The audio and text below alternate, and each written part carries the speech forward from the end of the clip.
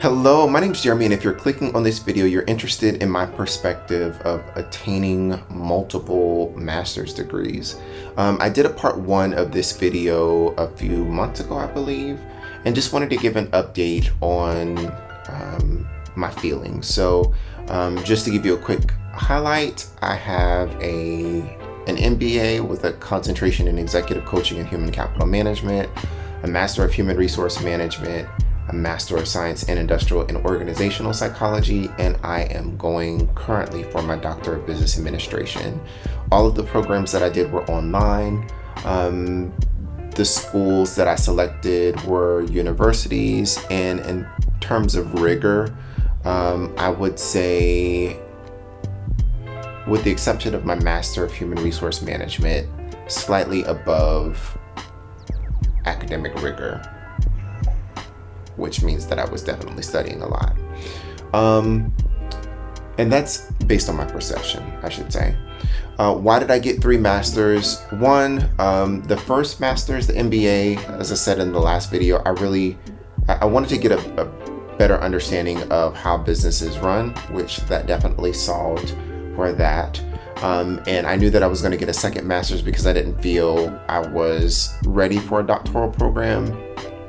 And as I was doing my research for a second master's program, knowing that I was going to pay for something, I stumbled across a grant that I could use to get a free master's through my employer's tuition assistance, and just decided to pay outright for the other master's since that was what I was already leaning towards. Would I do it again? Probably not.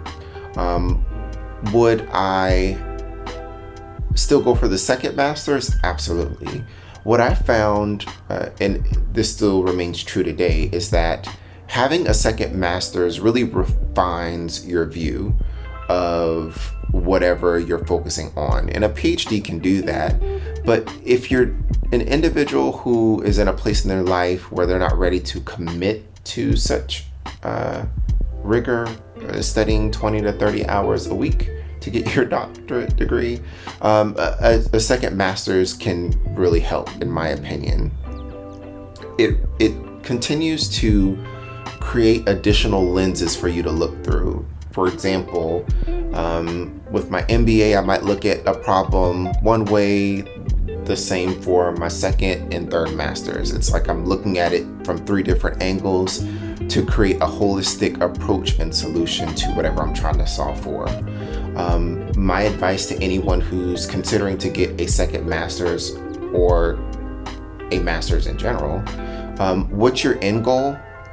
And does the university or college that you're going to help you with that end goal in terms of networking, which is super important, via the alumni network, via the programs that it offers to help set you up for success, and more specifically, the program that you're interested in within that university or college. Do the courses, for the most part, check off what you're trying to accomplish. So in other words, if I want to be an HR practitioner, and I know that I want to get a Master of Human Resource Management, when I look at the courses, do the courses align with what I've researched as a requirement for the HR job that I'm trying to get?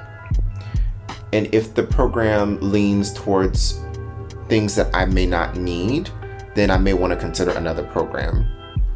For example, a more theory-based program versus an applied program. I prefer applied programs because I want to take what I'm learning and literally apply it to assignments, not just learn about the different theories that are out there. Theories are great, but essentially I don't want to become a professor. I want to apply things.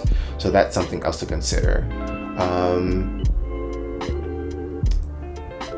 Have I continued to use what I've learned from my graduate degrees to my current job, which I'm a fairly new HR practitioner? Yes. In fact, I would argue that because I have multiple graduate degrees, my learning curve is reduced, and I think on a slightly larger scale than someone who may not have a graduate degree and or vast amount of experience that I have yet to gain would think. So it makes me a little bit more proficient, a little bit more sharp, and reduces my learning curve. What I hope you take away from this video is if you're going for an additional graduate degree, specifically master's, because you're not sure if you're ready for a doctoral program, there's nothing wrong with it.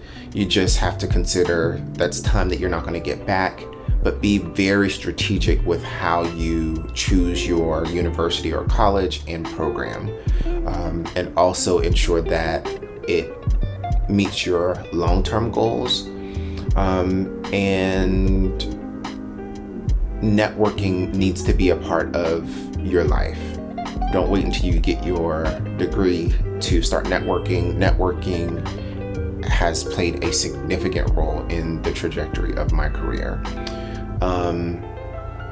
And just be really, really strategic with how you choose your program, your university, what you're going to major in based on your end goal. Enjoy the journey and don't focus so much on the destination, because you won't soak in as much content if you're focused on just walking across the stage compared to really learning what's in the course. Don't just go after the 4.0 GPA, really learn the material. It's okay if you, well, in my opinion, it's okay if you don't have a 4.0 GPA, because I found when I struggled in classes, I learned more than if it just came really easy to me. My doctoral program is a Doctor of Business Administration. I can't remember if I said that or not. Why am I doing that versus majoring in IO psychology or HR? One, because again, when I looked at the course descriptions, based on my end goal of doing consulting, this program was a right fit for me. I know that with additional experience that I'm getting as I'm working towards my doctoral program, combined with what I'm learning in the doctoral program, that when I get ready to do consulting, not only will I have the experience, but the academic lens to look through. And as I'm gaining experience, I'm doing so with the lenses that I've developed from the education that I've received. It's like I'm learning and applying, all while networking, because networking is super important. Yeah, I'm pretty sure that's it. I'm not sure if I'm going to do a part 3 or not, but if you have any questions, let me know. Have a great day.